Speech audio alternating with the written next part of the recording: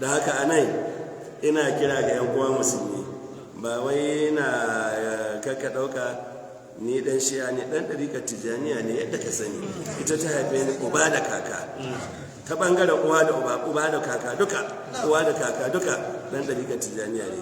Amma zai magana ne akan gaskiya. Shin da yahudu da nasara da irin su rasha da su fara, shin tsakaninku da Allah kansu haɗe yake? Amma za a yaƙi musulunci ya suke yi. To mu ya yadda mu musulmi don bambancin reshe ba hakika kalmar a ka'idar islami guda 5 muke shaka ba.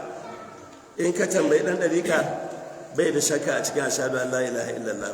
In ka tambayi dan izala bai da shakka a cikin la ilaha illallah. In ka tambayi dan shi'a bai da shakka a cikin la ilaha illallah. In ka tambayi qur'ani zalla bai shakka a cikin la ilaha illallah.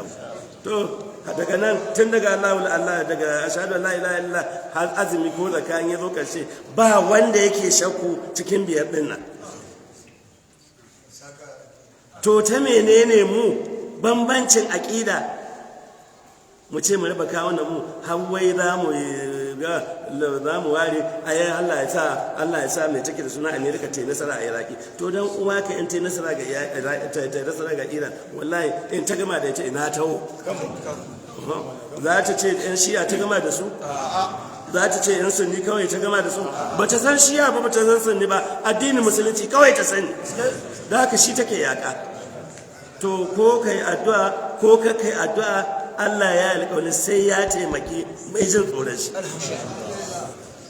To da haka mu muna addu'a wannan yaƙi da yake aukuwa tsakanin waɗancan tsinannu, Ubangiji Allah ya baiwa wannan ƙasa nasara a kansu.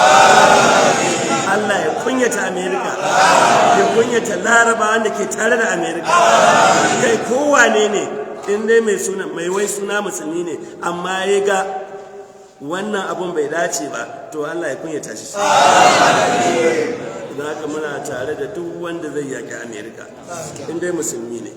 Ai su ba su samu kamar yadda na faɗa, ba wai suna yaƙa ɗarika ba ne, koko suna yaƙan shi'a, koko suna yaƙan izala, koko suna yaƙan wani menene, ba ruwansu da wannan, musulunci kawai.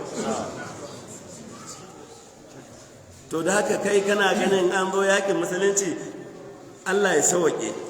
Idan bala'in ya zo ya faru a ƙasarka kana jin za a ware ka ne a kashe 'yan wani da wani kawai, da kai za a haɗa baki da. To me ya kamata mu yi?